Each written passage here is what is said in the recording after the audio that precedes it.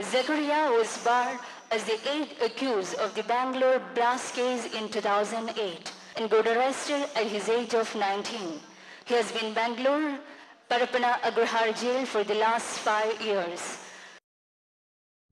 1000 കുറ്റവാളികൾ രക്ഷപ്പെട്ടാലും ഒരു നിരപരാധി പോലും ശിക്ഷിക്കപ്പെടരുത് എന്ന ആപ്തവാക്യമുള്ള ഇന്ത്യ മഹാരാജ്യത്ത് കഴിഞ്ഞ 10 വർഷക്കാലമായി ബാംഗ്ലൂർ സ്ഫോടന കേസിൽ UAP ചുമത്തപ്പെട്ട് പരപ്പനങ്ങാടിയിലെ സക്കരിയ ജയിൽവാസം അനുഭവിക്കുകയാണ്. 2015 നാഷണൽ ക്രൈം റെക്കോർഡ്സ് ബ്യൂറോയുടെ പ്രിസൺ ഡാറ്റ കണക്കുപ്രകാരം രാജ്യത്തെ ജയിലുകളിൽ വിചാരണ തടവുകാരായി കഴിയുന്നതിൽ 55% ദളിത് മുസ്ലിം ട്രൈബൽ വിഭാഗത്തിൽപ്പെട്ടവരാണ്. രാജ്യത്തെ ദളിത് മുസ്ലിം യുവാക്കൾക്കു നേരെയുള്ള ഭരണകൂട വേട്ടയുടെ ഇരയാണ് സക്കറിയ.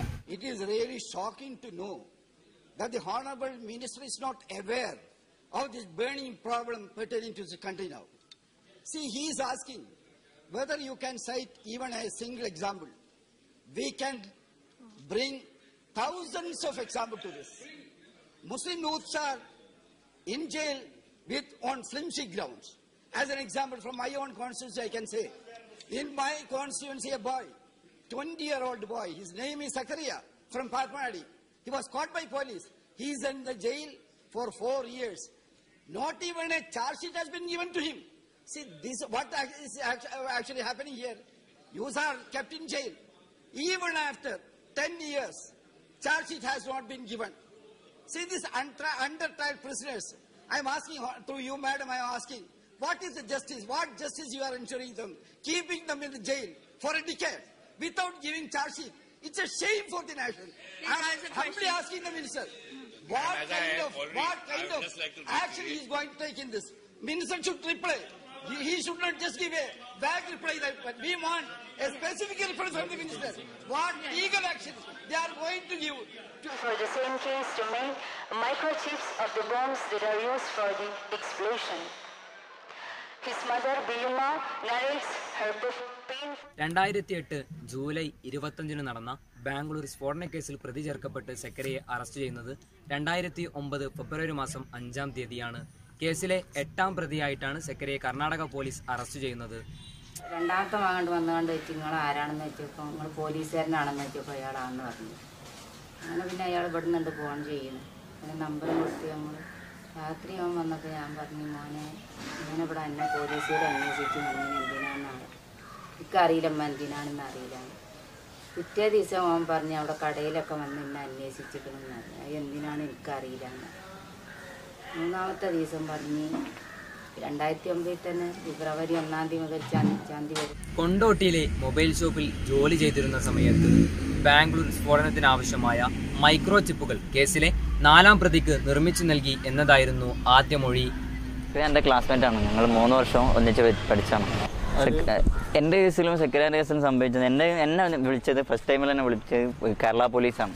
വിളിപ്പിക്കുന്നത് മുഴുവനും കേരള പോലീസാണ്. സെക്രട്ടറിനെ ഫസ്റ്റ് ടൈം തന്നെ വരുന്നത് കർണാടക പോലീസാണ്. അവരിവിടെ ഒന്നും വെക്കാതെ നേരെ കർണാടകയിൽ കൊണ്ടുപോയത്. പിന്നെ അവിടുന്ന് 3-ാമത്തെ ദിവസം 5 മണിക്ക് വിളിക്കുക.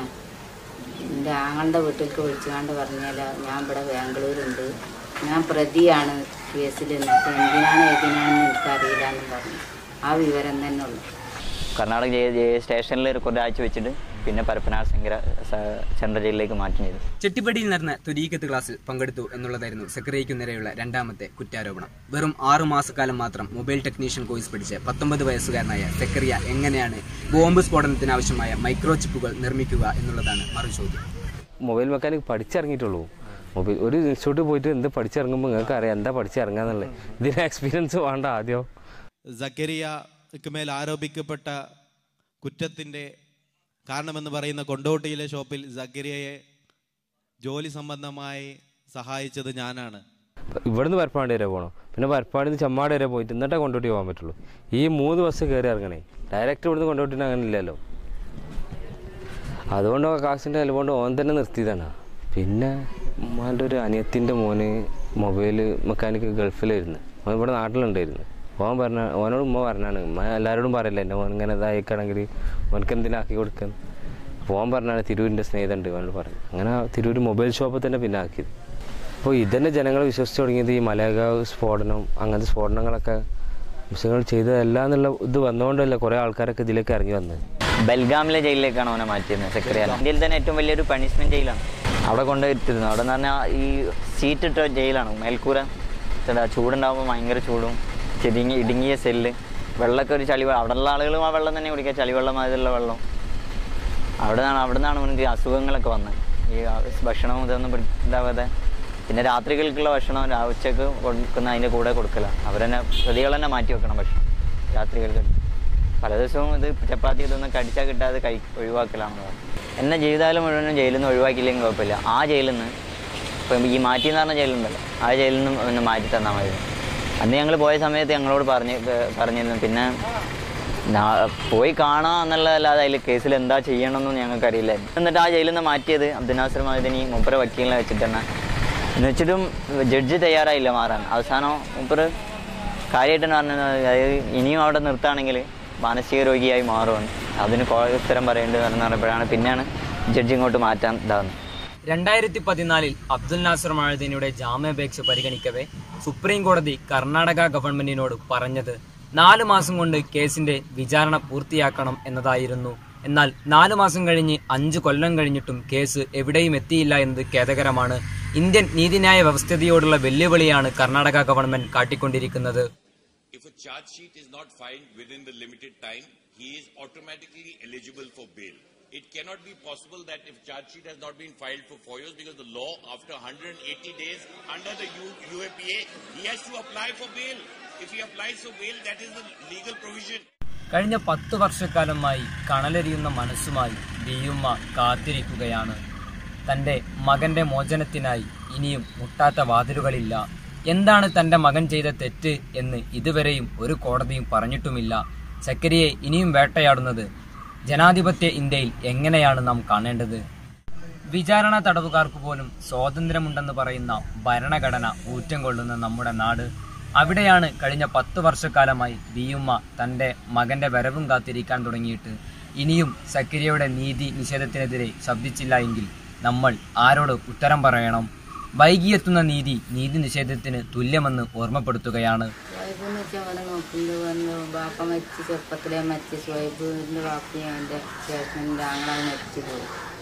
അവരല്ലോ അവനെ നോക്കിക്കൊണ്ട് വളർത്തിയെടുത്ത് ആ വളർച്ചയിലല്ലേ പോലെ കൊണ്ടുപോണത്. പിന്നെ എന്താ ദുനിയാവിലൊരു സമാധാനമുള്ളത്?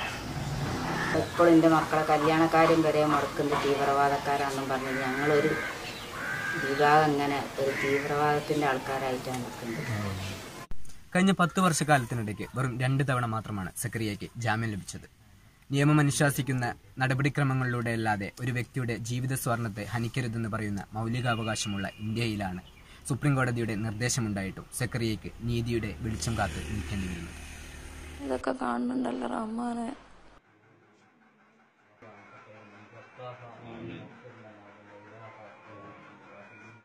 ബാംഗ്ലൂർ സ്ഫോടന കേസിന്റെ വിചാരണ അന്തിമഘട്ടത്തിലിരിക്കെ സക്കരിയ പൂർണ്ണ നിരപരാധിയായി തിരിച്ചു വരുമെന്നത് നമുക്കുറപ്പാണ്. എങ്കിൽ സക്കരിയക്ക് നഷ്ടപ്പെട്ടു പോയ യൗവനം ആര് തിരികെ കൊടുക്കുമെന്ന ചോദ്യം ഞങ്ങൾ ഉന്നയിക്കുകയാണ്.